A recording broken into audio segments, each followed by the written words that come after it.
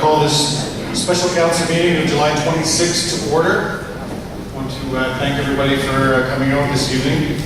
On the agenda tonight is a public hearing, and this public hearing is being convened pursuant to Section 464 of the Local Government Act. At this public hearing, the public will be allowed to make representations to council, and all persons present who believe their interests are affected by the proposed bylaw shall be given the opportunity to address council or to present written submissions respecting matters contained in the proposed bylaw. Those of you who wish to speak concerning this proposed bylaw should commence your address to council by clearly stating your name and address. Then you may give us the benefit of your views concerning the proposed bylaw. Please observe the rules, and if you have any concerns with the manner in which the hearing is conducted, direct your comments to the chair. Members of council may, if they wish, ask questions of you following your presentation. However, the main function of council members today is to listen to the views of the public. It is not the function of council at this public hearing to debate the merits of the proposed bylaw with individual citizens. Everyone shall be given a reasonable opportunity to be heard at this meeting. No one will be or should feel discouraged or prevented from making his or her views heard. In considering the proposed bylaw, council has received documents which may influence its decision. These documents are available for review in a binder located at the sign-in table or alternatively on the city's website. Before we begin, may I have the corporate officer confirm that all due process was followed according to the Local Government Act? Yes, Your Worship. Since noon, we received four more submissions, 2 in favor and 2 opposed. Thank you. A speaker's list has been established, and if you wish to address the hearing, please ensure that your name has been placed on the list located at the sign-in table behind you. You may add your name to the list at any time. Each speaker's initial presentation will be limited to 5 minutes, provided that comments are relevant to the issues at hand and the hearing is not being obstructed. This initial time limit is to allow everyone a fair opportunity to address council respecting the proposed bylaw amendment. After everyone on the speakers list has spoken once, speakers will be allowed a supplementary 3-minute presentation, which will be limited to additional comments to what was previously presented so that everyone that wishes to speak may. In your supplementary presentation, please do not repeat the comments made in your initial presentation. After exhausted the the speakers list. I will then be going out to the public for comments at least 3 times, and so there will be lots of opportunity for people to address the council if they wish. So looking at the speakers list, the first item is the first person is the applicant, David Evans. David, do you?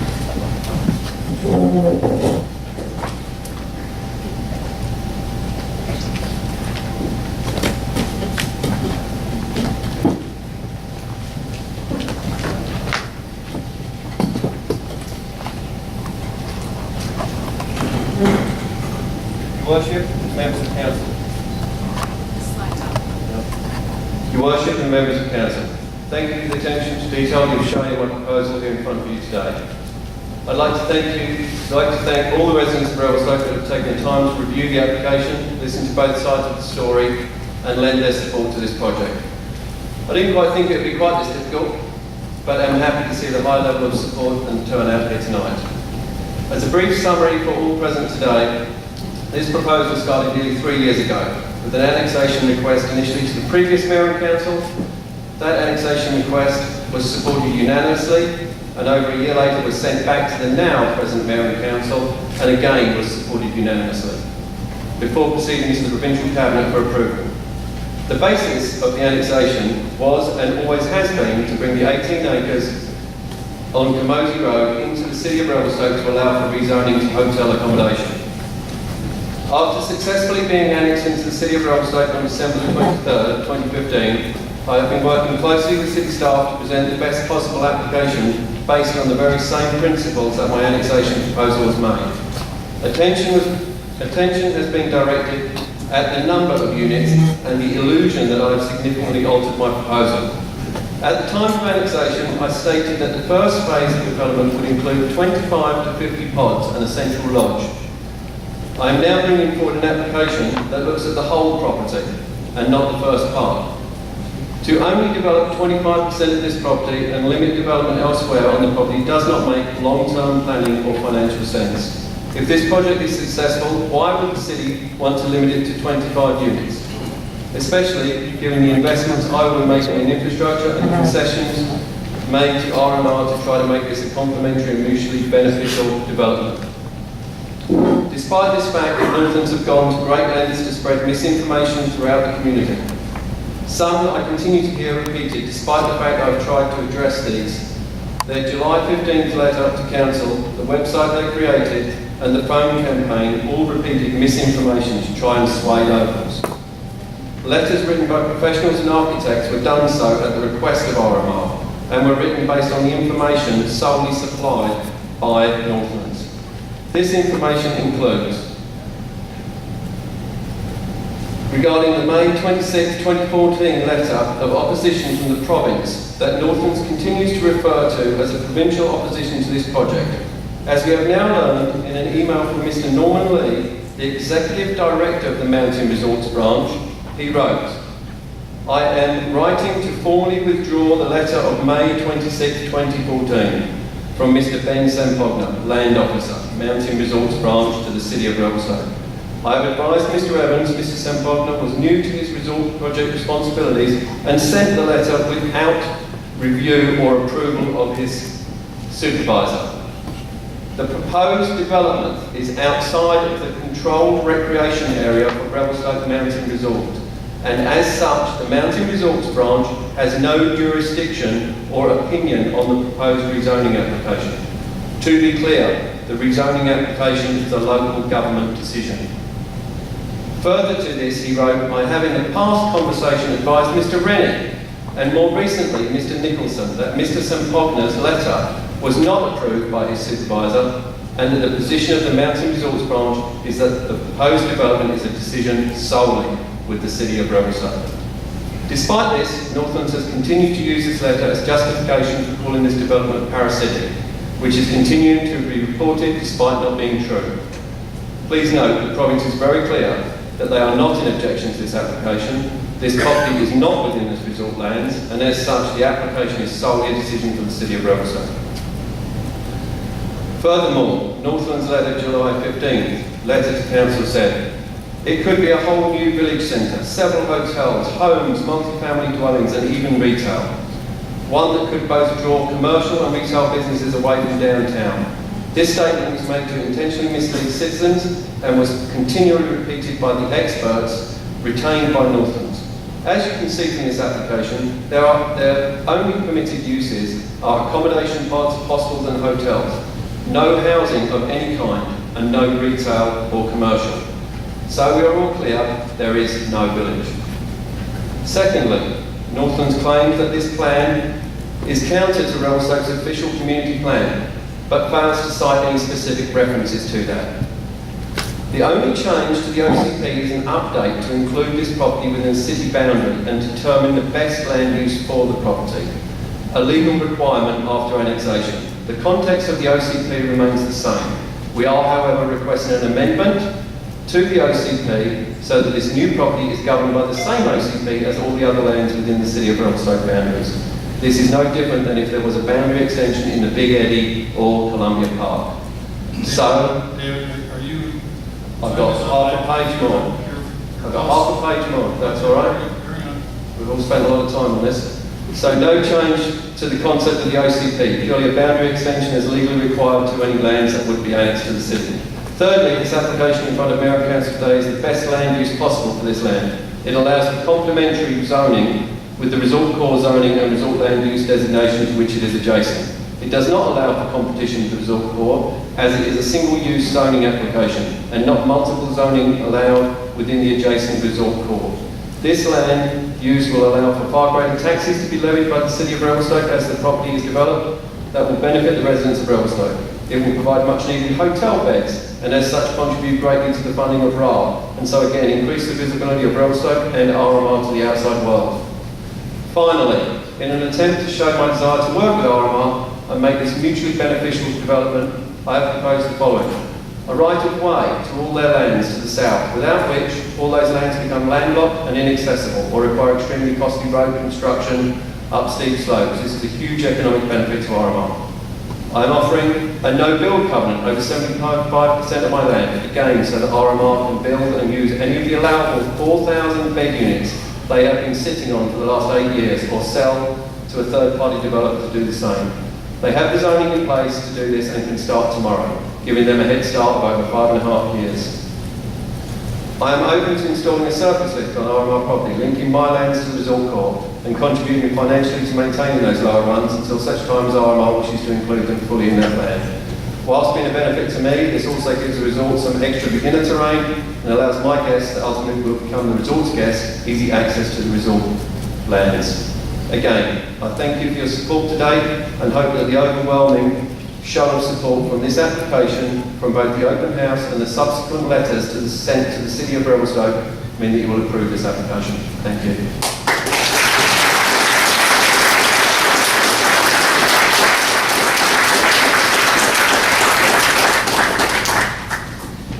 Louis Mark Simard.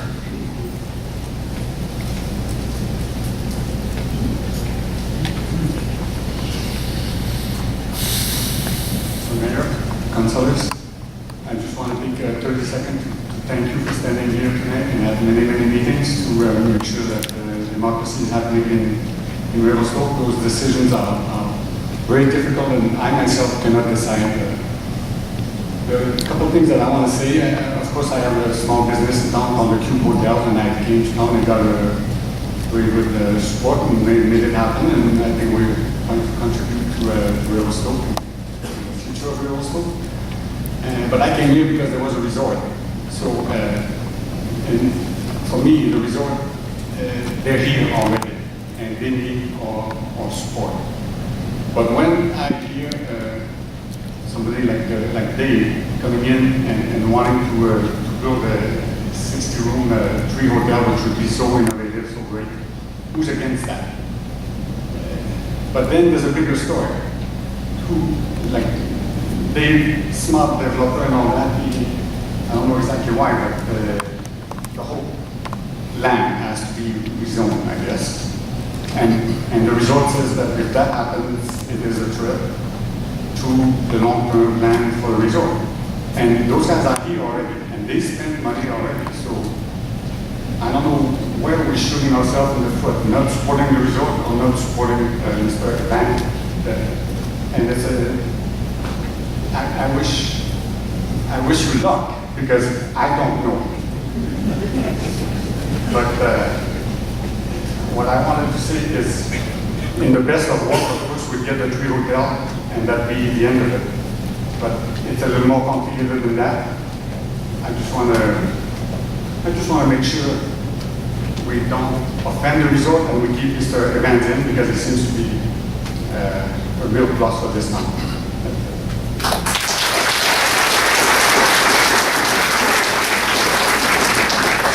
Thank you. I wish me luck too.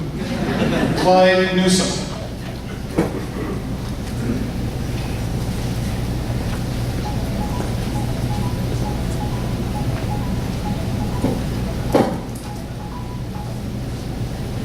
Thank you for this opportunity to speak this evening. My name is Clyde Newsom, 203rd Street West, Revelstoke. I'm a former owner and operator of Powder Springs Ski Area and Cap Powder Skiing Incorporated. During the sale of the RMR years, I was often requested to play host to the many developers who came through Revelstoke and examined the concept of resort development. Many proposals were similar to this one, where all the gain was on real estate sales and no consideration was given to the infrastructure of the mountain or the downtown core of Revelstoke. This is why I'm confused as why the city is even considering this application. During the development stages of the resort, the city were very concerned with how development in Revelstoke would occur. Ski resorts have a history of creating far more land development for real estate compared to ski lift development. This overdevelopment often results in resort failure. To some degree, Revelstoke went through this with a feeding frenzy on the existing land developed in Revelstoke. Following this, there was a fall in the prices and values of land in Revelstoke. Many are still in Revelstoke paying for this crash when the large correction came forward. We were lucky that the city of Revelstoke had a plan in place to protect the resort from this.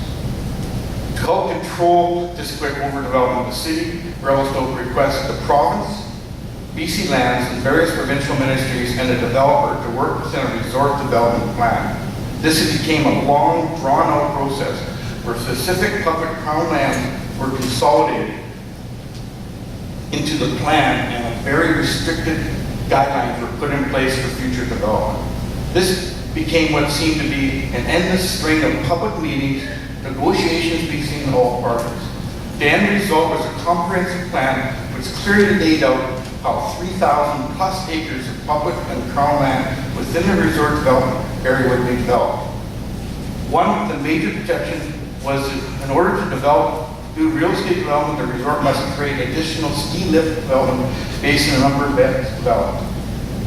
It is important to understand it was the city who demanded these controls, and it proved to be what saved the resort when it failed under Don Simpson.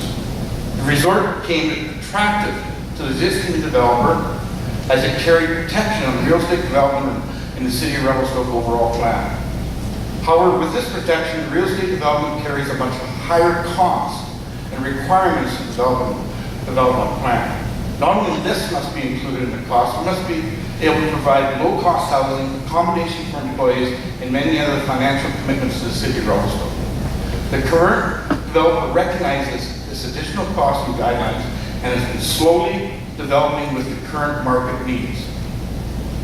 To allow adjacent land to the resort, which is not included in the city and province resort development plan, to be developed for the sole purpose of being part of the resort would be ludicrous.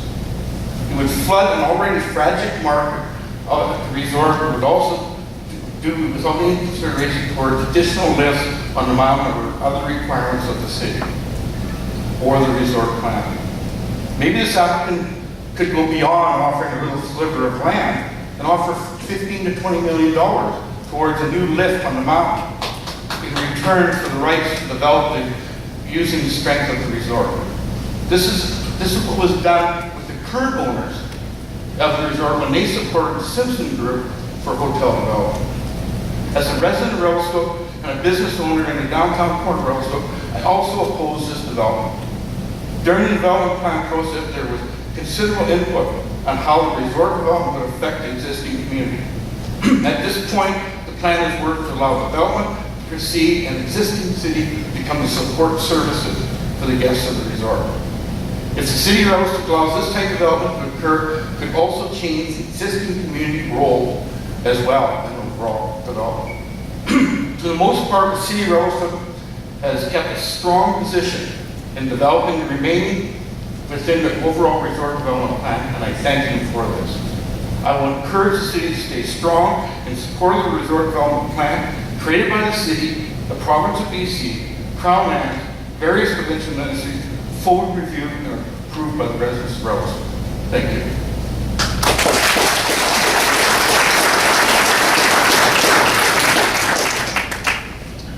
Fred Baruski.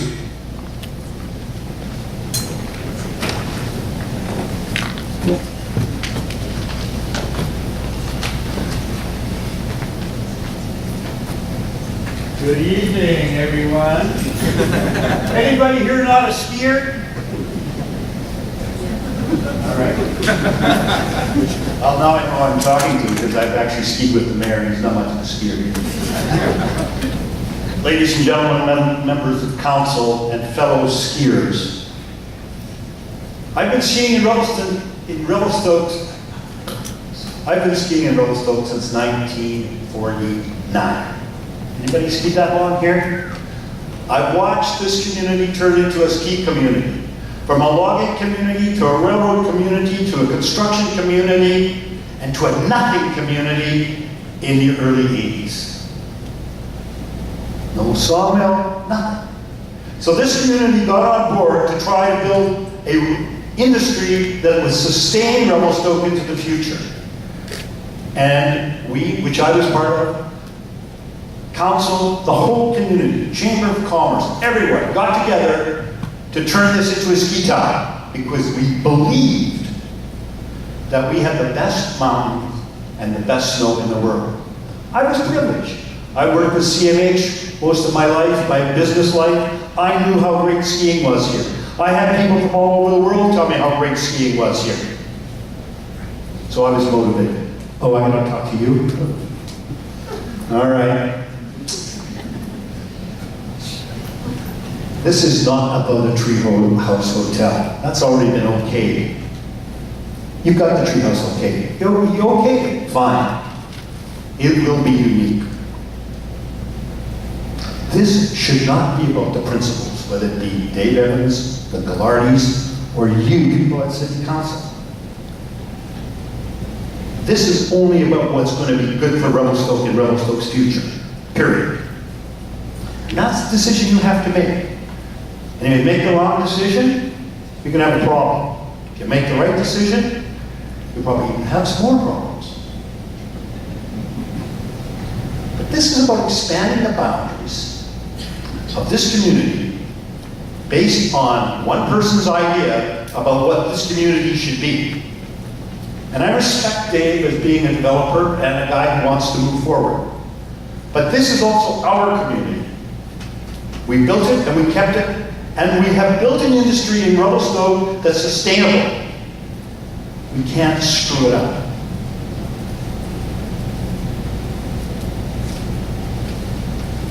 I don't usually use notes, Worship, but for you. You've been skiing since 1958. Pretty diverse economy here, all right? We've got a little bit of everything here.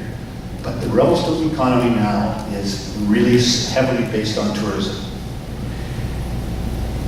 And in particular, the ski area. The ski area has made the development of Mount Mackenzie infrastructure being the chairlifts, the gondolas, and everything else is up there. But let me go back to tell you about those lifts. They're expensive.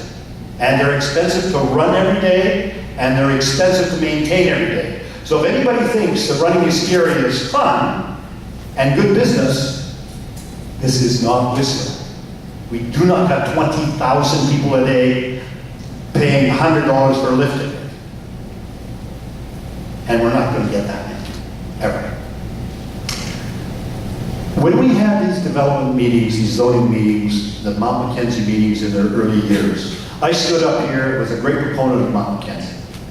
I was on city council, and along with everyone else who worked on this project, we promised whoever developed this, there would be a general understanding by the city that we would protect the basis of how they were to build these lifts. And that was through real estate development and the hospitality, hotel, etc. That was an understanding. Nobody would have walked into this town and done a thing like Don Simpson or all the other people that thought they may would like to do. So we have made a commitment at this community level. And it's important to the integrity of the city of Revelstoke to maintain that commitment. Very important.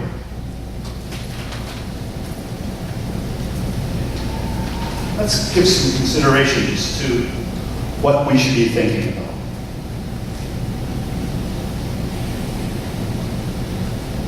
It was very clear that Revelstoke never wanted to be a Whistler. What is Whistler? It's a place that's expanded up and down the valley. Yes, if you're the Whistler core, it seems fun, and it's great. But there's only one village in Whistler, and that's the main one. The rest is sort of urban sprawl. But let me just go back to Whistler. For those of you who were alive or around in the 80s, Whistler went broke because they overdeveloped.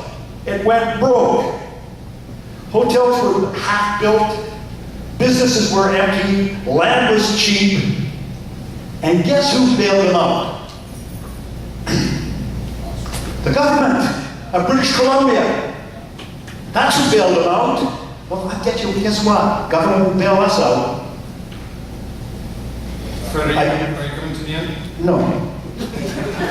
Your worship, I spent 20 years trying to build a ski resort. I want another 5 minutes. Is that okay, Dave?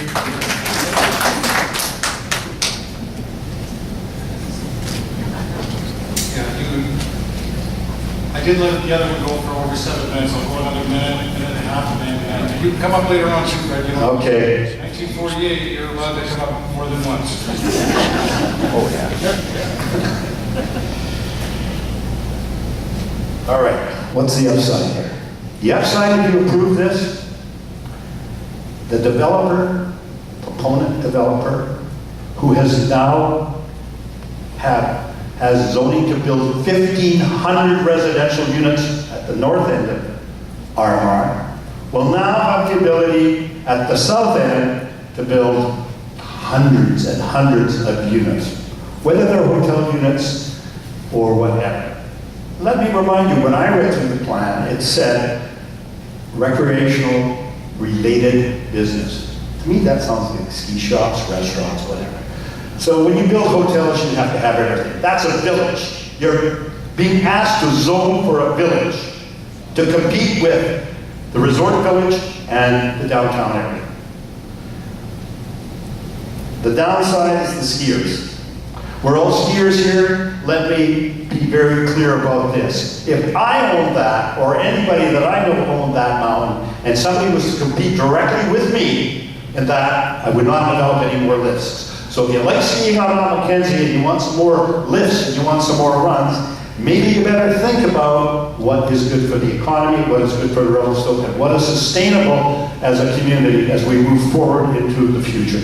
Thank you very much. Sorry it was so long.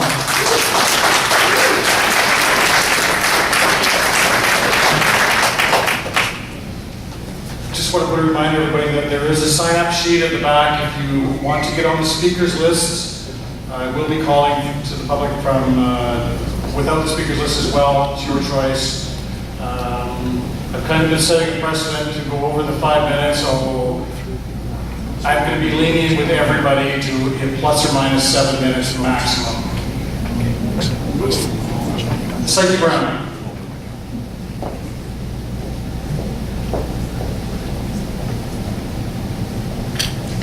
I was Elisa Tosbad. My shoes on. My name is Psyche Brown. I worked for the provincial government for 35 years. I'm now retired. Thank you.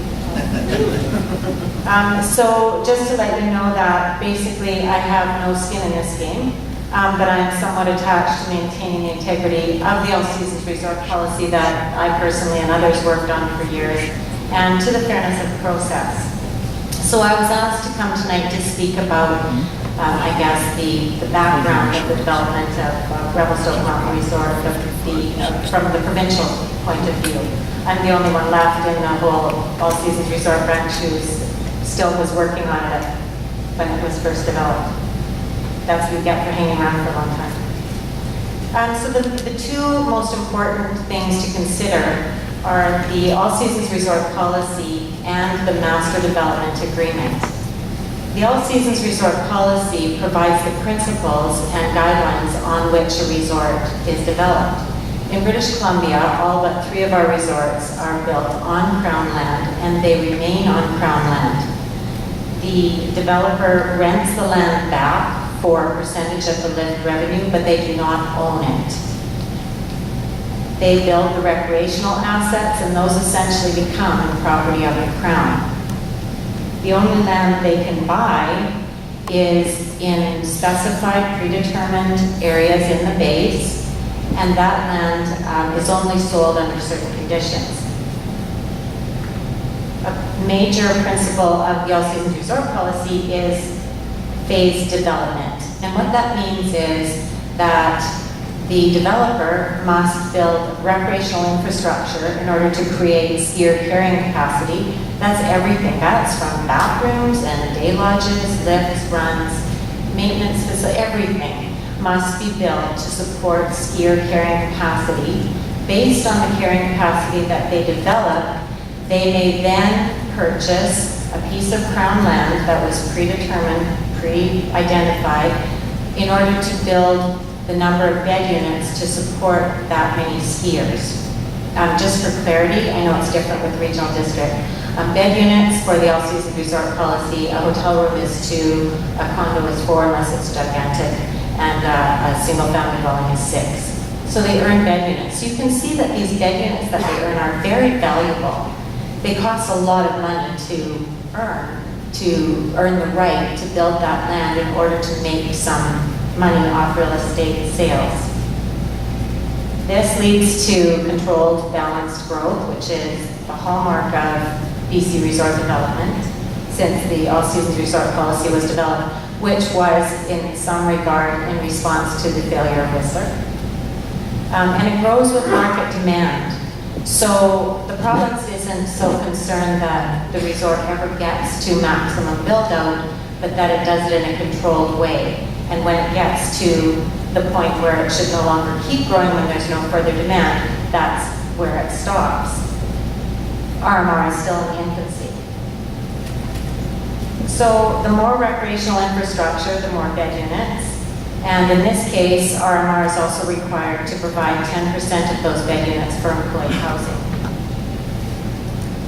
The Master Development Agreement is the legal document through which the resort has the right to develop the resort.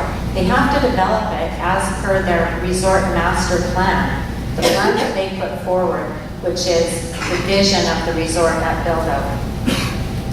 A resort master plan back in the day used to be about a 2-inch thick binder with a few armloads of maps and reports by various people. Now it fits on a stick, but there's a ton of work in there. We usually consider that a resort master plan costs at least $2 million to create, to provide all the information and to have it reviewed. The province, along with local government and the public and 12 different First Nations entities, reviewed and the public reviewed and had input to that master plan until it was refined to the point where it was eventually approved. The developer also has a lot of responsibilities under the Master Development Agreement to control the recreation area, to build what they said they were going to build, and to complete each phase before they move on to the next one, among a host of other things that would bore you to tears. Another principle of the All Seasons Resort policy is the controlled recreation area, the designation of a controlled recreation area. That's the area within which the developer operates and develops the ski resort, and it really only applies to Crown land. In the case of RMR, back when we were reviewing or finalizing the review of the master plan, we created a new term and definition for which RMR and Revelstoke can take credit. It's now in the All Seasons Resort policy, and it's called the development area. In this case, because of concerns about the bleeding of development around the resort owners made a significant commitment to voluntarily limit the development potential of not only the Crown land, but their own private holdings that were near the resort for consistency with the master development agreement. Otherwise, you can see that the development could be easily skewed by having a whole lot of houses and, a crappy little chairlift, which nobody wanted. So that created more certainty regarding the development and supported that master plan. Kicking Horse Mountain Resort has a buffer around it created by the province, specifically to prevent development immediately adjacent to the resort, which would impact on the success of the resort master plan. That buffer is not very popular because it limits public use of Crown land around the resort. And so for Revelstoke Mountain Resort, we took a different approach. The province recognizes that the resort, through its capital investment, creates the value in the land. Otherwise, it's just basically bare rural land. The ability to earn money through real estate development in step with the recreational development is critical to the ongoing operations and growth of the resort. Without real estate sales to provide capital, the resort stopped growing. It's notoriously difficult to keep resorts growing during the first years. It's not licensed to print money, that's for sure. Just to let you know, this is very typical of resort development, that there's this long period of review and permitting, then an initial burst of enthusiasm, and they build like crazy and sell like crazy, and then all of a sudden it kind of screeches to a halt and they catch up with themselves. That's absolutely typical. You would see the exact same thing at Kicking Horse Mountain Resort, at Big White, at Silver Star. They've all gone through that. Then when they catch up and start going, then they move forward in a more slow and steady progression. The crisis in 2008 didn't help that. But that's very typical. I am. Last paragraph. I actually wrote this one out. Over the years, there have been a number of ski resorts that have failed, which underlines how difficult it is. Big White, Whistler, Apex, Hemlock, Baldy, they all went into receivership and one way or another were brought back. Last paragraph. Hemlock didn't operate for several years. Baldy hasn't operated for 2 years. Nobody wants that here. It's my understanding that Revelstoke has greatly benefited from having a destination ski resort so close to the city. People do know about Revelstoke. I've heard about it all the time. It has a great reputation among skiers and boarders. But without continued development and improvements, the popularity of RMR as a tourist destination could decline.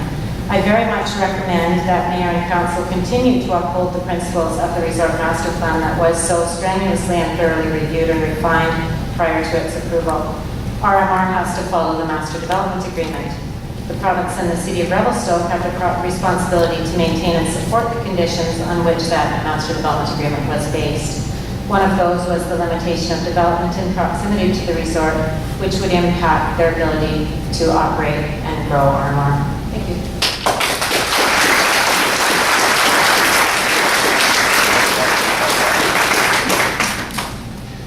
Tom Gallardi.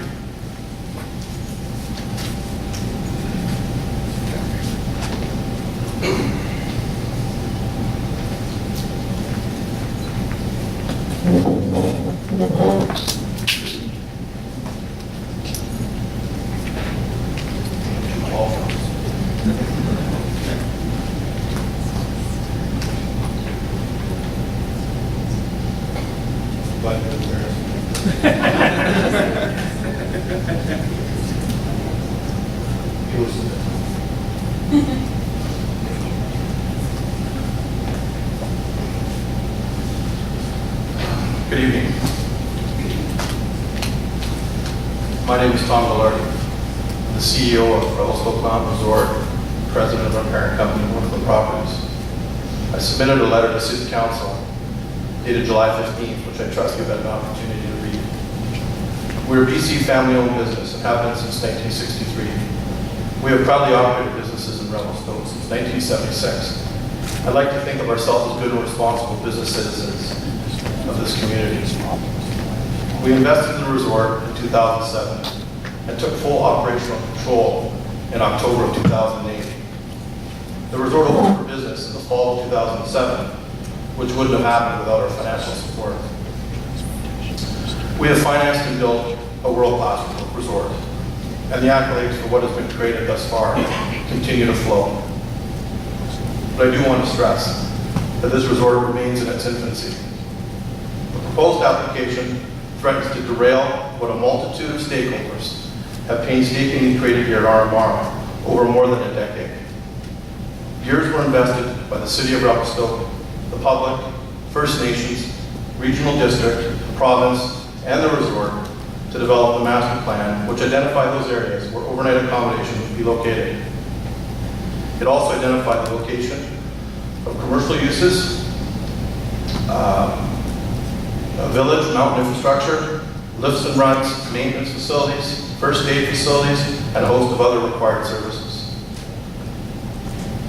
The proponent's property was never deemed for anything other than single-family homes on large estate lots, and is not to include any commercial, village, or overnight accommodation uses.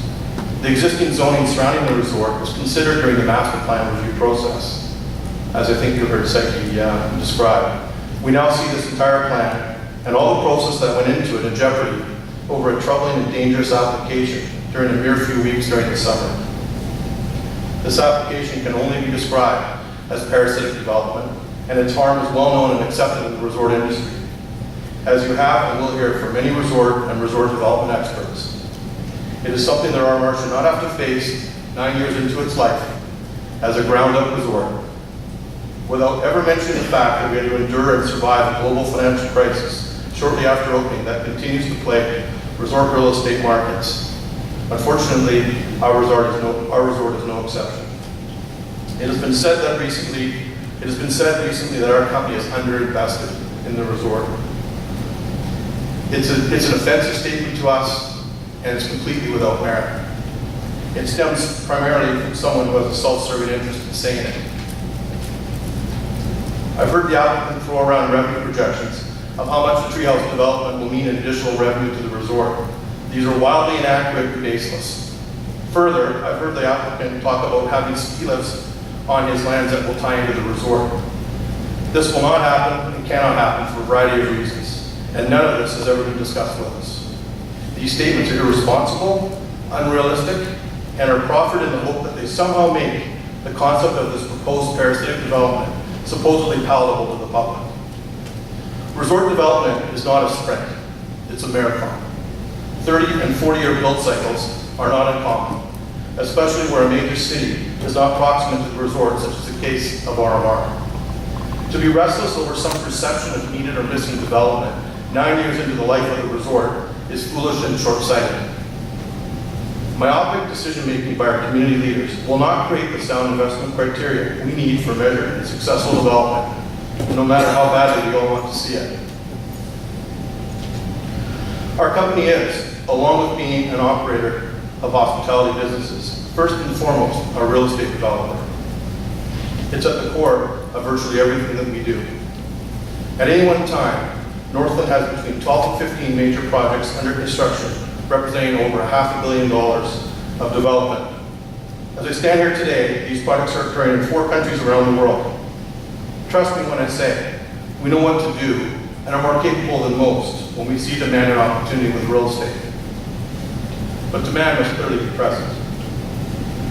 I want to read 2 excerpts from a letter written by Bill Jensen to Revelstoke Council on the subject matter. Mr. Jensen is a longtime CEO of InterWest, which are of course the owners of Whistler Blackcomb, Chief Operating Officer of Vail Resorts, and presently CEO of Telluride Ski Resort in Colorado. I quote, "Economic sustainability is a critical threshold for any resort and benefits not only the resort but also the resort community. Generally, ski resort and mountain community economic sustainability is only achieved after 2 or more decades of significant, carefully planned, long-term investment by ownership and the community. The definition of economic sustainability is achieving cash flows from operations and business and real estate activity that is required to fund annual maintenance and support infrastructure replacement, as well as future mountain and resort community improvements. He further states, the proposed treehouse development annexation request under consideration is premature and not consistent with the community's master plan vision for Revelstoke. Allowing development of the treehouse parcel would create a second and separate base of activity, a significant contradiction to the approved master plan. In the evolution of ski resort development, prematurely adding a second base area of activity has proven to be financially detrimental to the second base developer, the resort, and the community, and will have a long-term negative impact on Revelstoke's progress towards economic sustainability and a world-class reputation. Unquote. As we stated, we would be happy to have the applicant build whatever he wants on our resort lands and consistent with the MDA. As he knows, and has been told by us, we will gladly sell him as much land as he needs at appraised value and even offer terms for payment. This offer is open to any qualified developer. We want to see development as much as anyone. We have accomplished a lot in the short tenure of RMR, and we are excited and motivated to continue to grow the resort. To that end, we have big plans, but we need and expect the city to uphold its end of the bargain, as it promised, and is stipulated in the OCP and the MDA. Robbed of a clear opportunity to fill demand for real estate at the base of the resort, the future of the resort will be uncertain. This is an important investment for my family. My great-grandfather emigrated from Italy in the early 1900s and worked on the railroads in British Columbia. His first home was very modest, and few know that it was right here in Revelstoke. My grandfather Phil spent most of that life in Kamloops, where my father was raised. We are interior BC people. My grandfather would be proud to know we have invested so heavily in this community. I also think you'd be surprised that after $150 million of recent investment here, that we would now be faced with so much adversity and criticism. We are not perfect. We've made mistakes for sure, but I can tell you that we're committed to Revelstoke and want RMR to be one of the best and unique ski resort communities in the world. It is a terrific opportunity and responsibility, and will take us all working together to ensure the steps we take today give us the best chance for success. The world will always be uncertain, but I know one thing for sure. We can only afford to invest further in the mountain from selling real estate on the mountain. We have almost 300 acres at the base of the resort serviced and ready for development. Why are we contemplating zoning more? Especially when it's inconsistent with the OCP and MDA. We simply don't need it. The applicant is trying to gain an unfair advantage by buying cheap rural land and making a financial windfall, all at the expense of the resort. Are you coming to the end, Tom? Yes.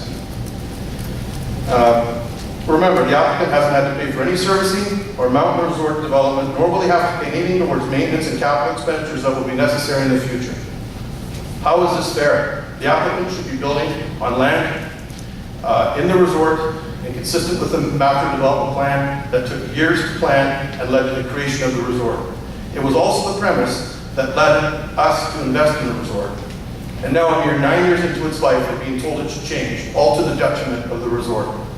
If we don't have the opportunity to develop real estate at the base of the resort on an even playing field, we will suffer irreparable harm and will no doubt stall the growth of the resort. All I ask is that you give deep thought to this decision, because I cannot overemphasize the lasting impact and the potential success of the resort it will have. I believe our family has demonstrated we are committed to Revelstoke, and I want to personally reinforce with you today that we are indeed committed to its future. We have plenty invested here and want more than anything to see it prosper and grow. I hope you make the right choice to support the resort so the legacy can continue to be built. Thank you.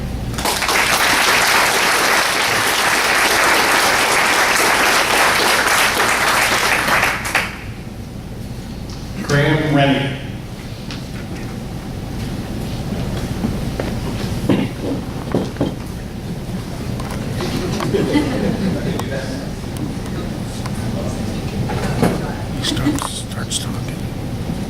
Good evening, everybody. Thank you very much for turning out. Just a few short weeks ago, there was only 2 interested parties in this. Sorry, is that better? And it's clear that this is a much more major decision that we're dealing with. My name's Graham Rennie. I'm president of Revelstoke Mountain Resort. I'm responsible for RMR, and I've worked for the Ghilardi family for over 30 years. As you might expect, we're very disappointed with the dialogue and personal attacks circulating in the community about the Ghilardi role in Revelstoke Mountain Resort. Our mission is to ensure that we deliver a world-class experience in a world-class facility that can stand on its own 2 feet. We're here for the long haul. We have done the first two consistently and still require the Ghilardi support financially. We are all here for the long term. We need to be clear. This matter is not about the Treehouse project as it was originally proposed during the annexation process. What it is about is the rezoning of 18 acres of land at the base of the resort to CD18, giving the proponent, and more importantly, future developers or purchasers of this land, a material competitive advantage that could see development of the resort's base land delayed by years, if not decades. The proponent would have you believe that the resort fell into the hands of the Ghilardi family as a windfall, and they have bled it ever since. Put it in a coma, I think was the term he used. Nothing could be further from the truth. Even today, there were 1,000 people on the lower mountain and village with smiles on their faces, enjoying lifetime experiences, what the resort has to offer, and with promises to return. Hardly in a coma. In fact, we will have attracted over 250,000 unique visitors this year that chose to stop, pull into Revelstoke, rather than just stop for gas. I hope you all enjoy seeing them and welcome them with open arms. Perhaps they visited you or your business and parted with some of their hard-earned cash. You've heard from Tom, and I will reiterate, Ghilardis understand development, hospitality, and how to remain fiscally healthy. Our track record speaks for itself. RMR is also pragmatic and takes great steps to make sure our investments are economically feasible, self-supporting, and a part of a longer-term vision. We maintain both sound risk management and debt management. The Ghilardis invested in RMR for the long term. They understand that Mount Mackenzie is the crown jewel and its nature and stature in the ski universe. It is what drew us to invest in the resort from the beginning. This is now a legacy asset for the Ghilardi family, and they will do what it takes to protect the brand and make sure it gets what it needs. This is an important point. We invested in the resort, unlike the proponent. The resort will grow over time, and we will not get ahead of ourselves. The initial plan had an optimistic vision that was seriously and materially interrupted. Lifts are not paid for through borrowed money or lift tickets. They are paid for with cash flow reserves set aside over many years of operation and the sale of real estate, both bare and developed land. One bad snow year could destroy a resort that carries too much debt. I personally first set foot at the resort on Tuesday, October 28, 2008, when I was handed the keys. Nelson Building was partially complete. The Ripper and Lower Gondola were in various stages of completion. What you now see as the base area was a mud bog, and with none of the present Sutton Hotel or Village either started or complete. Only Building 1 was partially complete. On the slope side, only the upper gondola was installed, the stoke chair installed, and the day lodge, and very rough run development. Since that time, I did a bit of a chronology. I may not go through it all, but obviously we grew with opening Nelson 1, which brought 120 beds. A couple of years later, we went to Nelson 3, another 120 beds, and then Nelson 2, which is all now the Sutton place, added another 400 beds. Along with that, we did lots of other development. I'll highlight a few. Completed and opened the River Chair, the Lower Gondola. We opened Rockford Restaurant. Perhaps taking you to more recent work, last year we expanded the retail store, opened the Lower Gondola to summer hiking and sightseeing, and expanded parking to day parking to 4 lots. We also opened an 18-acre terrain park, and this year, most famously, we opened the Pike.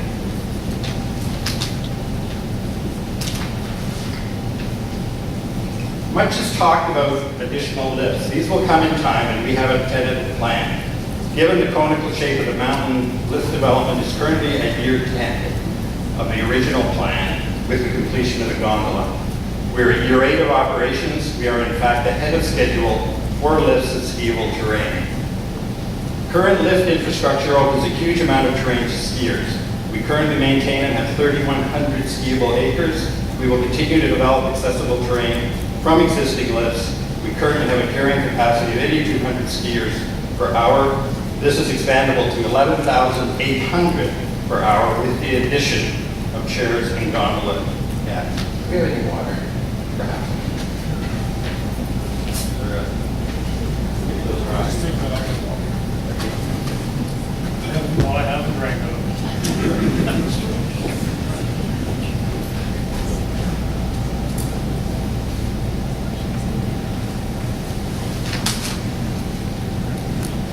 Sorry for that interruption.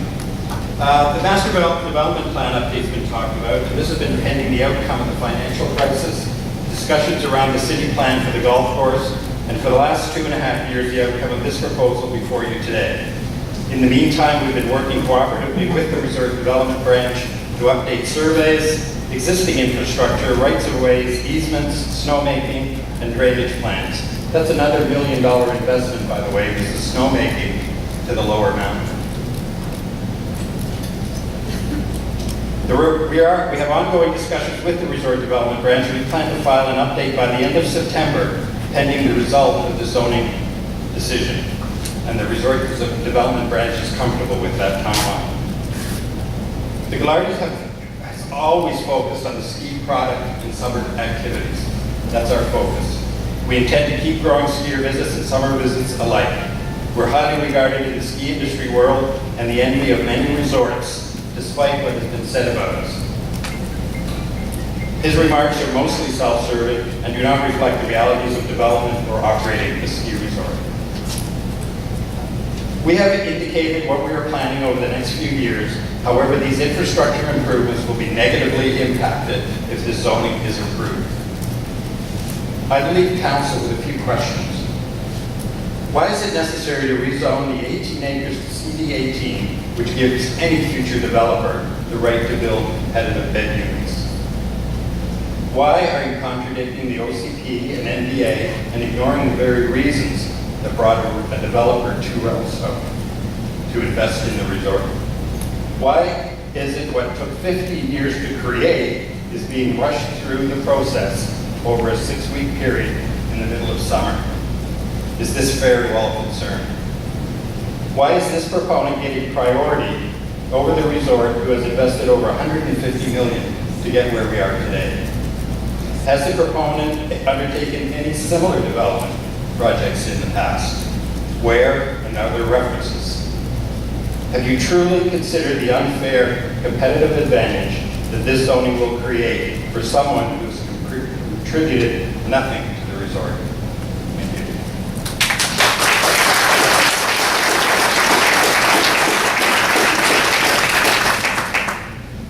you. Rob Tour.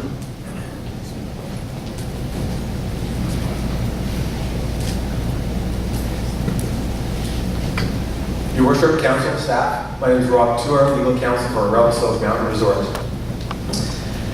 This application is not consistent with the vision and values of the community under the Revelstoke OCP, Official Community Plan, and the MDA.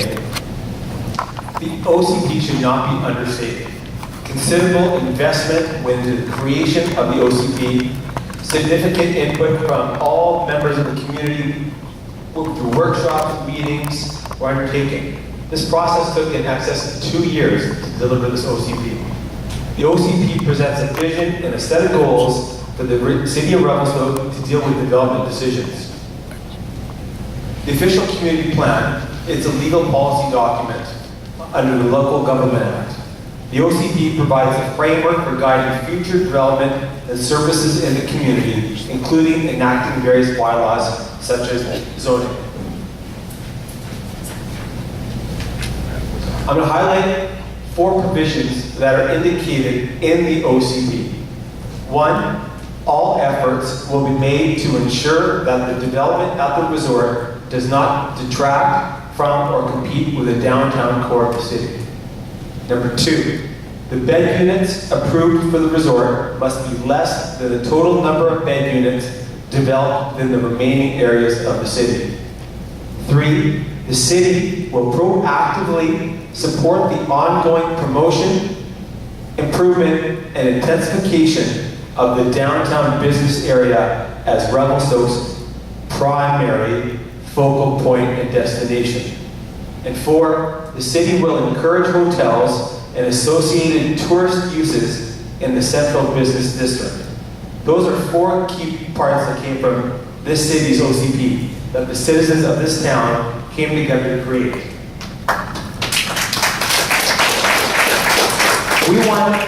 We know everyone wants to see development. However, this rezoning application is not consistent with the values and for the long-term benefit of the community, and notably downtown Revelstoke and to the resort. The application before you is an 18-acre parcel. This application is not for a portion of it, it's for the entire 18 acres. This is a significant sized property. Revelstoke's downtown commercial core area is only approximately 25 acres. And comparing this to the applicant's 18 acres in the application, Council is making a city-defining decision. There are many possibilities under this current zoning. One of the permitted uses under the zoning is a hotel. The hotel definition allows for restaurants, retail, and conference facilities. Is this where you want conference facilities? Because under this current application, it could happen. So picture this, another possibility. Possibly a treehouse gets built, maybe no treehouse gets built. Maybe the applicant or a future purchaser builds 8 to 12 hotels on this applicant's 18-acre parcel, each with restaurants, retail stores, banquet facilities, personal services, and conference facilities. Those are all allowed under this current zoning provision. I'm not exaggerating anything, it's all listed there. So, retail shops, restaurants, personal services such as physicians, massage and hairstylists. This sure sounds like an economic business hub to me, which will detract and compete versus the downtown. And I do not think the city of Revelstoke wants to allow this to transpire. So under this current application, there are no safeguards from this type of economic hub from being created. I understand staff has indicated to council in a previous hearing that council can downgrade the zoning in the future. But why go down that path and expose the city to these types of risks, such as possible legal consequences, grandfather clauses, and other types of compensation issues? In addition, there are some omissions from this application. Lack of emergency response plan. Another key omission is resort employee and resort employee housing is not addressed. Currently, the applicant's zoning does not capture the same type of employee housing as a resort does. I think the community would agree this zoning should capture a resort employee element. In addition, the definition of accommodation pods means a detached building used for tourist accommodation for the temporary accommodation for the traveling public. This broad definition has no requirement for a treehouse. Nowhere in this definition or the definitions of permitted uses does it specifically state a treehouse to be built. So, within this definition, one can build one building 4 stories high with 50 units, or one building with 1 story with 1 room, or problematic, a combination of these, basically essentially creating a hodgepodge of these pods. I don't think the city's contemplated this when they received this application. Also, from more of a legal position here, there's one item from this single point that this application needs to be revised. The accommodation pods should be actually revised to singular. So it should actually read, accommodation pod means a detached building. So for the very simple reason, you need to amend this application. So just summarizing, you're rezoning 18-acre parcel here, which is almost equal to the size of the downtown Revelstoke commercial core. This application does not fit within the OCP or the MDA. Current zoning allows the entire parcel to essentially become another business hub, which will compete against the downtown. Third, there are omissions and revisions required for this application, such as no resort employee housing, no emergency plan, revision to the accommodation pod definition, and there is no requirement to build a treehouse. So if you want a treehouse, let's define this more exhaustively or more detailed. Council, there's nothing to lose by delaying this application and reaching out to planners, civic leaders, other communities that have learned from going through the same process. Revelstoke does not need to learn things the hard way. Reach out, take your time, and find out all the information and details before making a drastic decision that could essentially damage the growth of the resort and destroy downtown Revelstoke. It took 2 years to create the OCP. Let's take more than 6 weeks rezoning this 18-acre parcel. I really urge you to deny this rezoning application as it's currently presented. Thanks.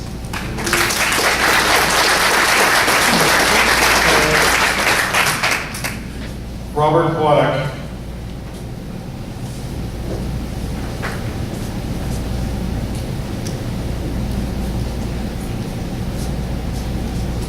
Hi, my name is Robert Władek. My home is at 4785 Airport Way in the district. I've been the bond guy around town for 26 years now. It's been a lot of those years trying to, here, bond.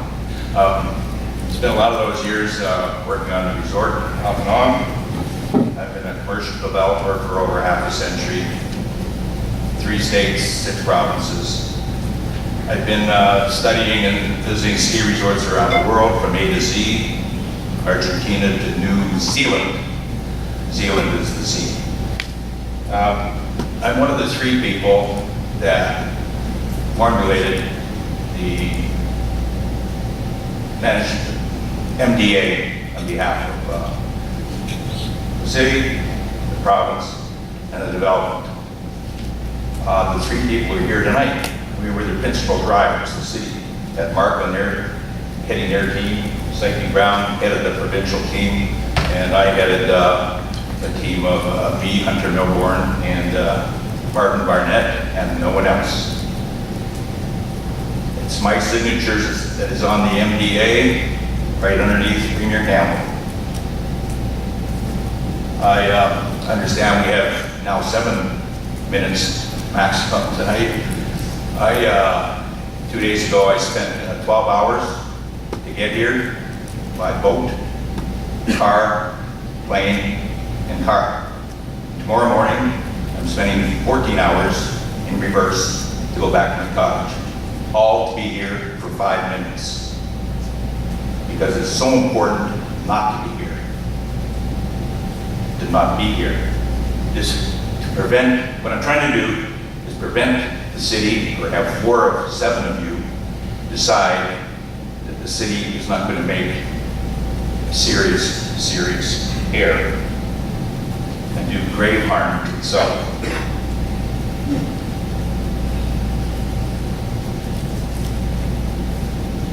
I'm not here to defend or protect the Gardays. They're actually big boys that can take care of themselves. And neither am I here to malign or injure Mr. Evans.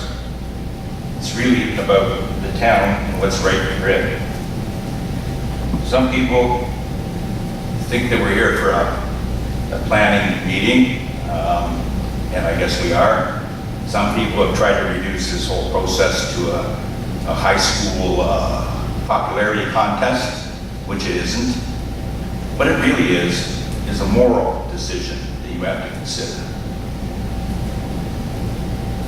The Master Development Agreement took 15 years to create, starting in 1990. I won't bother giving you all the details, it will take too long. But I'd rather try and give you two anecdotes to shine a light on how we got here today and what's appropriate for you folks to make a decision. The first anecdote involves Don Simpson. I found him in Denver. I brought him into the resort for his financial capacity and his supposed project management abilities. Fast forward to Thanksgiving weekend 2007. We had a meeting in Vancouver, Tom and Bob Ghilardi, Don and Luke Simpson, and me. The meeting was to let Simpson pitch the Ghilardis on adding to their investment in the resort. Don and Luke had a lot of numbers on a lot of pieces of paper. It took 3 hours. Tom asking pointed questions to Don and Luke before he determined that there was $12 million where it wasn't supposed to be. Within days, my family ownership in the resort was reduced by more than 60%. Don Simpson left and lost his $32 million on the provision that the Ghilardis and I signed a paper that we wouldn't sue him. Besides, there was also the small matter of $25 million in unpaid bills that Simpson had. Bills were unpaid and they were overdue. This is 6 weeks before the resort was supposed to open for the year. It's in a financial crisis. No one that I know of would find that kind of money in 6 weeks and get someone committed and the legal work done. So the Ghilardis paid the $25 million and the resort opened. So whatever you hear about the Ghilardis, even if you believe the lies, there's one reality that's indisputable. In the darkest aspect of the world recession, the Ghilardis kept the lights on in the resort. And by keeping the lights on in the resort, they kept the lights on in the city.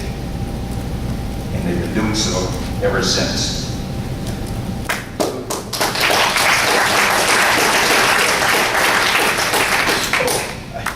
I ask you, Connie, Aaron, Trevor, Scott, would you be here today? Would you have jobs in Revelstoke? Businesses that resort had failed? Would you have come here if there was not a resort? You can look in the mirror and answer yourself. You don't have to answer me. And Gary and Linda, if the resort had failed, you think you'd be having as much fun in Revelstoke as you are today? The second anecdote addresses the moral issue that the council must ultimately address. The MDA took many years to evolve. It's 3 big binders, you've heard about that. We had many meetings in here, 300, 400 people. The province made us conduct exit interviews in writing. We had 96% approval rating by the community, the highest of any project in the history of British Columbia. The key word in MDA is agreement. It took the agreement of 3 parties. Without an MDA, there was no resort. Now, prior to signing the Master Development Agreement, I was worried about parasitic development, and I was lucky enough to be having dinner in the 112 with Mark on my left, or better yet, facing Psyche Brown across the table. And I asked him about it. Mark, speaking for the community, said that the community and the council understood the significance of parasitic development that it could only hurt the resort and the city would not be party to parasitic development. And he also assured us that he was not and could not speak for the CSRD. Psyche said that the resort branch had a policy of 15 years as a minimum to give the resorts time to get some money back through real estate sales. Based on those answers, I found the money in Dobson's. But now, for the Revelstoke community, represented by the council here tonight, to allow this planning abomination to proceed would be a complete betrayal of the foundational concept of the Master Development Agreement, whereby the city and the resort are to act as true partners by valuing one another and not by one betraying the other. Thank you.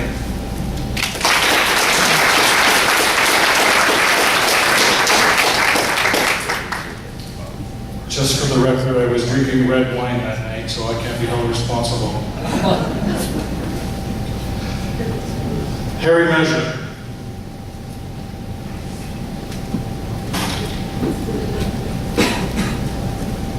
Mr. Mayor, members of council, my name is Harry Measure. I've been a resident of 9424 Dearborn Place in Whistler for 25 years. Before that, I grew up down the river in the Trail Rawson area as a ski racer and later a racing coach. But I pursued my career interests and professional objectives of designing ski towns and mountain communities, and went off and got a master's degree in architecture and environmental planning. Since that time, 39 years ago, I've worked at most resorts in BC, planning and architecture, as well as other parts of Canada, the United States, and South America, in Australia, and in Asia, particularly in China over the last 5 years. In 1994, when the city was embarking on converting or transitioning from, I guess, industrial town to a tourism-based community, I was invited by Mayor and Council today to come and give my experience in the resort industry, especially in terms of development. And they were particularly interested in my experience as a senior development planner in Whistler during a period when Whistler was going through its most intensive growth, the early 90s. At that time, I told them about towns like, in similar situations, where there's a historic town center and a ski hill adjacent, close proximity. That would be Kimberley, Revel, or Fernie, and Rawson, and also Telluride Estates is a good example, Park City as well. These towns have progressed along their development cycle much more than Revelstoke has. And I urged them at the time to do their due diligence, look at what they'd experienced, and they would learn from history.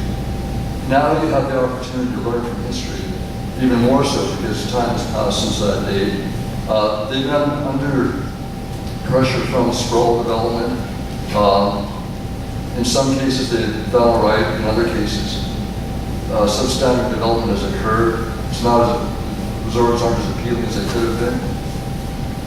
The ski industry is dying very fast. It's going by the way of tennis in the 80s, golf in the 90s.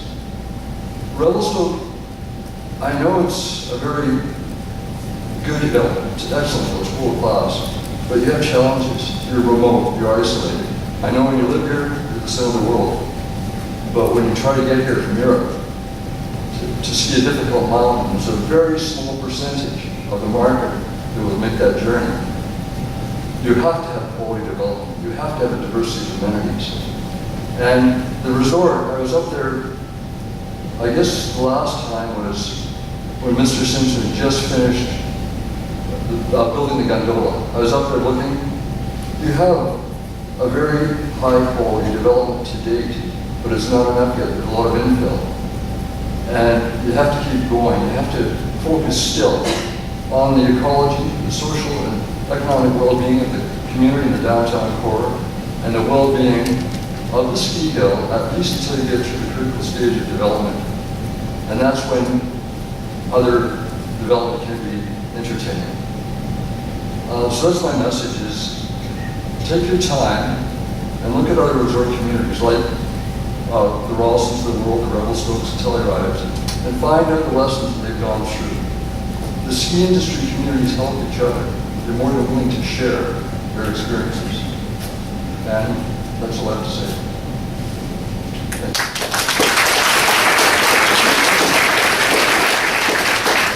One more, just one brief comment. Contrary to the applicant's inference, I'm not retaining the height in the resort. My paramount.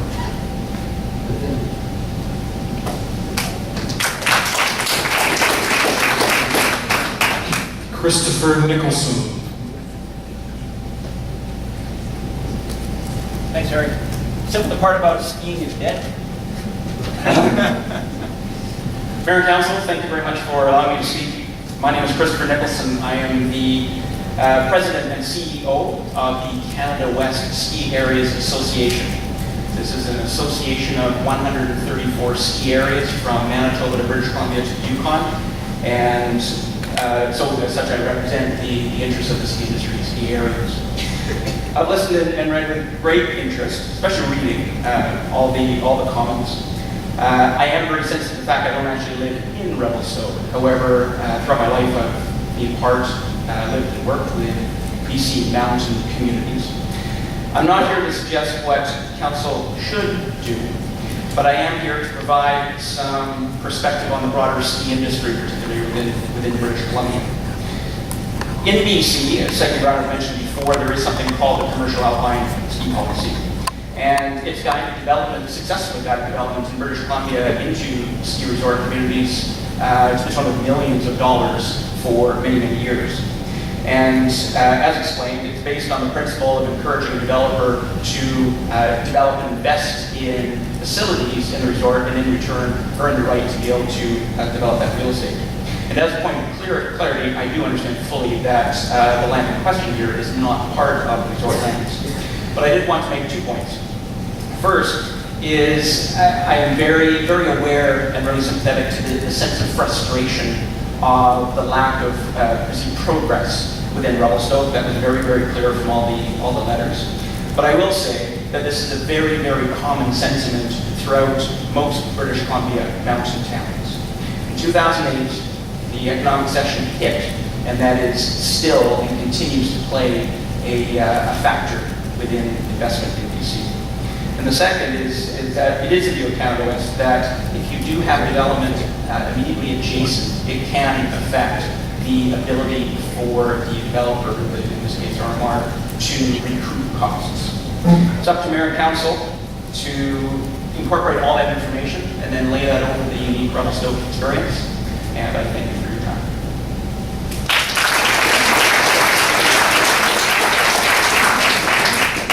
Peter Nielsen.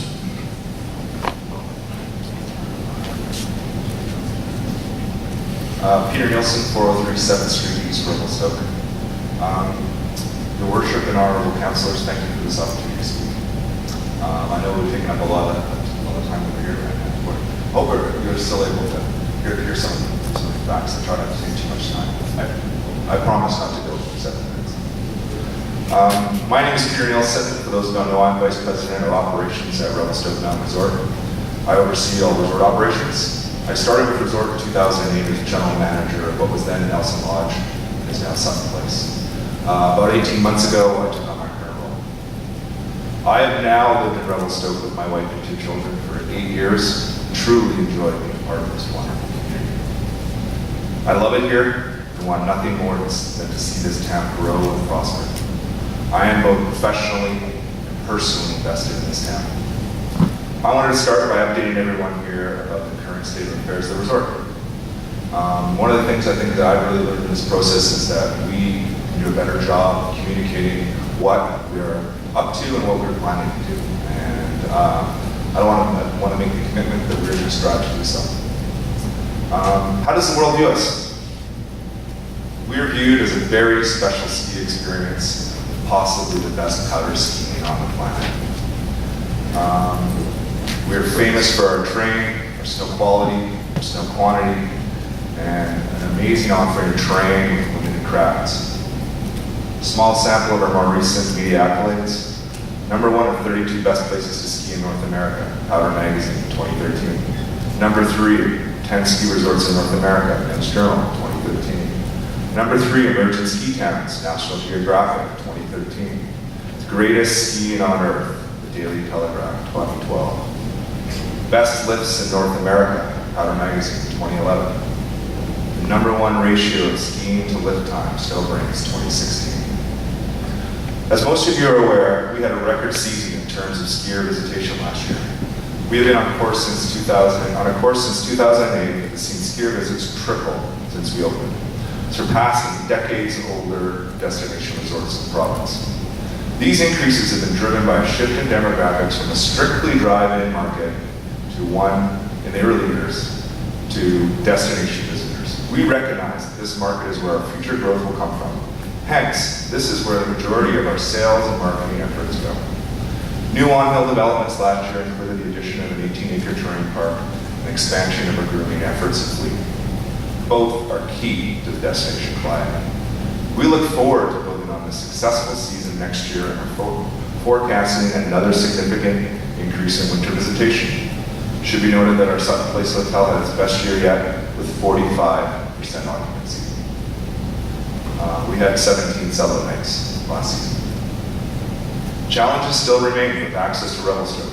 Through less than ideal highway access, limited bus service, no rail service, and an airport with no commercially viable flights to Revelstoke. What are we doing to counter these issues? RMR is the only private funder of a local shuttle connecting the resort and the downtown car. RMR is the only private funder of the Kelowna Airport shuttle to get people here to Revelstoke. RMR is the only private funder to provide seed money to get an airline to fly from Vancouver this coming season. There's some big news at the resort this spring, the launch of the Pipe Mountain Coaster. The first of its kind in North America. It's been a smash with success. We are anticipating over 100,000 visits to the resort this spring, summer and fall. That is a 5-fold increase in summer visitation from last year. This is a game changer for Revelstoke as a summer destination. We plan to build on this success by adding more summer activities. This year we're adding a Euromungee and disc golf course. Next year we plan to activate the upper gondola for hiking and sightseeing with a network of trails and viewing platforms. We are planning to introduce an alpine biking product the following year. Summer is a huge opportunity that we plan to take full advantage of through our offering of well-planned, on-brand offering of activities. Our goal is to grow summer visitation through attracting new visitors and by creating a critical mass of activities that makes it a great place to spend a weekend or a week, rather than being viewed as a stopover on the way to the Okanagan and the Rockies. What else are we planning to develop in the short term on Mountain? From a lifts perspective, we currently have 8,200 people per hour lift capacity. We plan to expand this capacity to 11,800 through additional gondolas and chairs for our existing lifts. Expansion of green and blue run offerings are key to for an offering for our destination clientele. Further expansion of a world-famous gladed ski terrain and a new full-service lounge at Revelation Lodge. Expansion of guest services spaces, including food and beverage seating through adding a facility at the top of the gondola, including full washroom facilities to service both winter and summer clientele. I am very excited to have the opportunity to be working on these projects. I am very concerned about the proposed development. Why? We've heard it before, but my concern is not with the Treehouse Hotel. It is with the 800 units of possible density that would be allowed if this is approved. The focus has just been on a Treehouse Hotel at 25% of the land. The real concern is the 75% that would have the same density with no restrictions. Let's think about that for a minute. There are currently 911 rooms in Revelstoke and 211 in the resort. We're potentially here to approve a development with a density of up to 800 units. That is nearly the total of all rooms currently in the town of Revelstoke. Does everyone understand that? I don't know if it's been really spoken to. The OCP does not allow the resort to have more bed units than the town. This was intentional to protect the downtown core, to protect the flavor of Revelstoke. These 800 units at the base would make no contributions to developing on-mountain infrastructure. contribution numbers through additional lift ticket sales suggested by the proponent of the Treehouse are very unrealistic. We should all ask the proponent for some backup and a sales and marketing plan to achieve these financials. This number suggests he's going to bring 30,000 new skiers with the addition of this Treehouse Hotel. This is very unrealistic. Revelstoke Mountain Resort is the only private business who spends collectively $1 million annually through marketing efforts around the world to bring people to Revelstoke. I urge you to make the right decision here and deny the application in its current form. Its current form requires more definition and could set back development on the resort for years. Thank you for your time.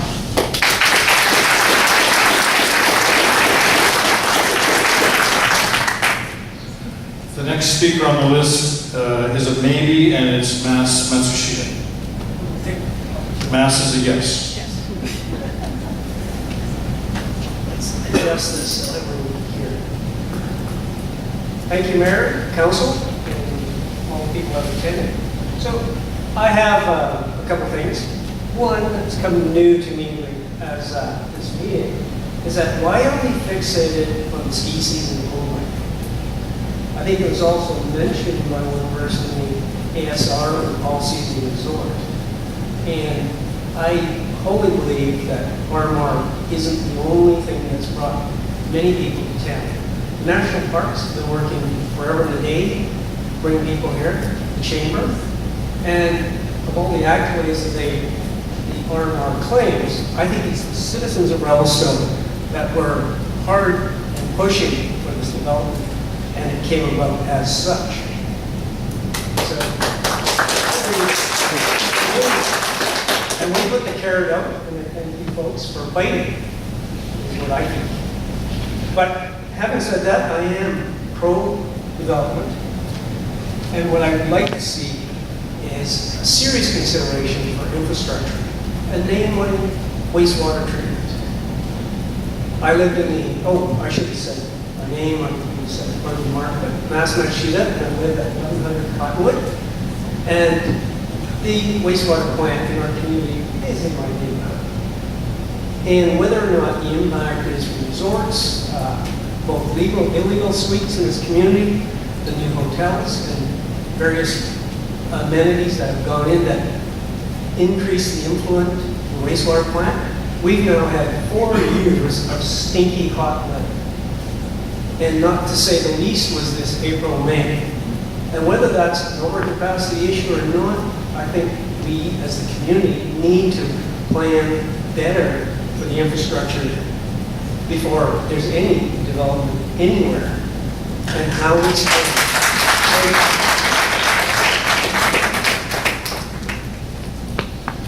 Just a quick reminder that we have a sign-up sheet in the back if you would like to speak. I'm coming to the end of this sheet now, and of course I will be going out to the public for comments at the end. Next speaker is Glenn O'Reilly.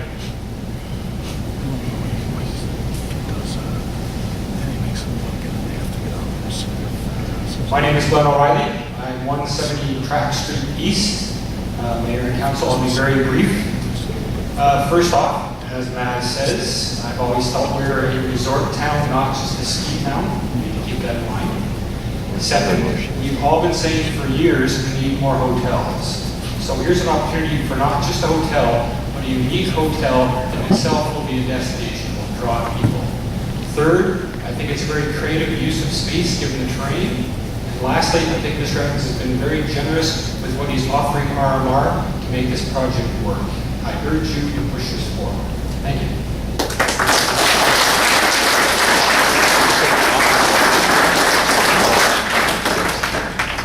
Todd Arthurs.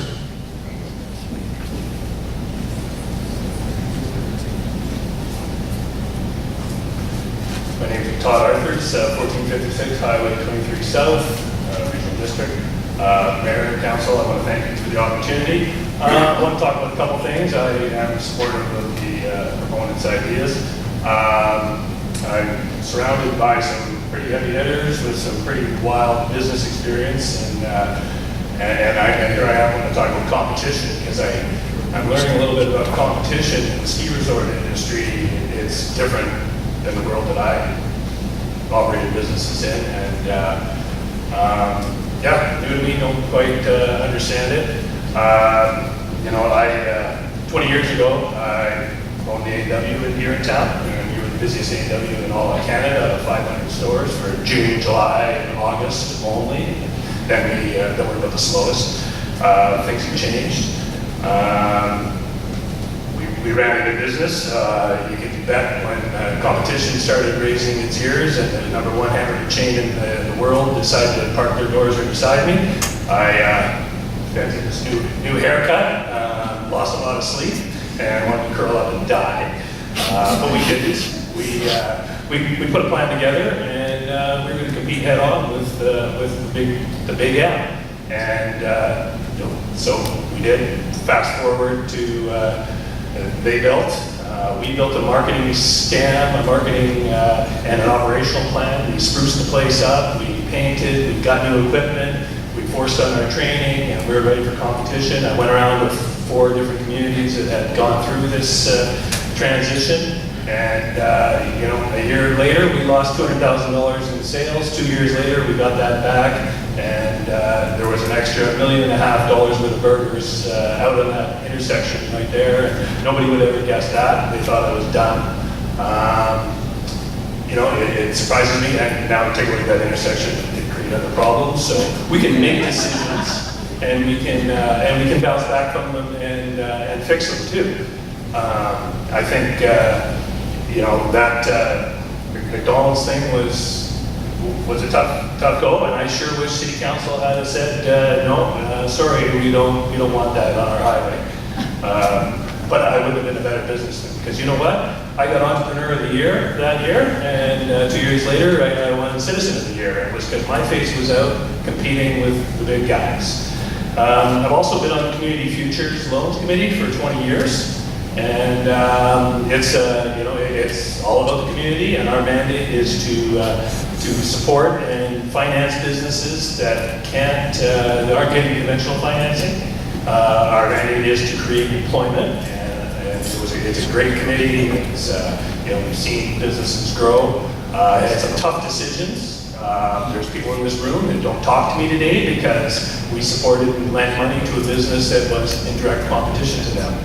They don't have beers with me anymore, but I think it was the right thing. We can't deny somebody who has a good proposal, done their homework, and is creating a job. Then I'm sorry. It's competition. Who says there's too many restaurants, there's too many hair salons? We can't. It's not Community Futures' place to rule that out. So competition in the real world, it's out there. Heavy hitters over there, and the ski industry seems to, I'm sure bigger dollars by immense amounts, but I still think competition makes somebody better. It makes you grow. I've been to the Ghilardi's hotels several times. They run great operations. They are a flagship, and I know that if they got a competition working beside them, a new place, they spruce up, they get ready. The ski industry, no, we threaten the council and we say that we don't want development. So don't get it, and yeah, I'm learning lots for sure. Community Futures was, it was a good operation. I also had this 18 acres listed for 9 months. There was an opportunity, lots of requests on it. Not one person wanted to buy that 18 acres to make it into a pig farm. No, they wanted for development. And, development was proposed. It's right beside an awesome ski resort, although being as it was in developing mode. But no one was looking at it. Our ditch effort was, worst case scenario is the zoning was in the regional district at the time. You can have 18 1-acre parcels and away you go. That's not what people were interested in. I approached RMR 2 separate times. I thought, this is great, I'm going to make some money selling it to them. They shouldn't be buying it. And, nothing happened, it didn't. Mr. Evans looked at it and said, geez, it's an opportunity. I think, it's all about the location. And, the location beside our resort. He wasn't the first, and he probably wasn't the only, and definitely everybody was thinking the same thing. In the community in town, we sold houses because of the resort, and it did increase values, and we thank you for that. Now, here we are. Mr. Evans said, okay, what a great location. I want to buy that property, work towards getting it. You know, and I think it's all about timing. And, you know, it's not unlike, you know, a highways minister in the 60s buying land near where the highway is going to go, because he knows. Is that good business? I don't have a problem. Now, you know, I think my friend Fred Baruski, hopefully he's still my friend, he's, you know, he'll build a hotel, another hotel, and he runs excellent operations, everybody knows it, and he'll build it because it's needed, and he'll do a fine job, you can guarantee it, and he will pay huge DCCs, he will pay huge taxes, and he'll develop the top product, and he'll do it if it works for Freddie. I don't think he's going to ask the city for, you know, I would like a rebate, you know, I'd like to pay you guys some money for the infrastructure that you put in by the Burger Junction in 1960. I think, you know, that's part of timing and when your business is developed, and, you know, he's going to go develop it, and he won't be reimbursing the city for the infrastructure, I'm pretty sure. OCP was mentioned. I was on the OCP committee for the regional district, and this property was in the regional district, as was the ski hill at one point. And, you know, it was recognized that the regional district, they love their tax money, and it was recognized that whole upper bench area would be granted to the city when the city wanted it, and that was a recommendation that came out of the OCP, and it was because not residential, it was a combination of resort and residential being so close to the, you know, Lonnie Park Resort. It's a no-brainer. We're right beside the International Ski Resort, so we'll reluctantly allow that into the OCP. So that's something that happened, and here we are now. We got a proposal in front of it.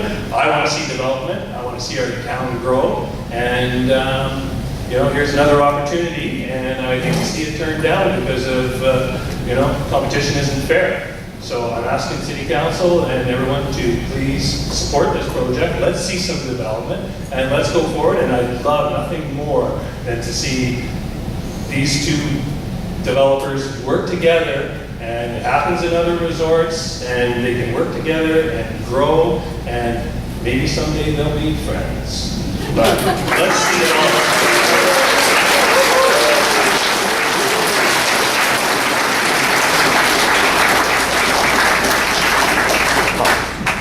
Peter Humphreys.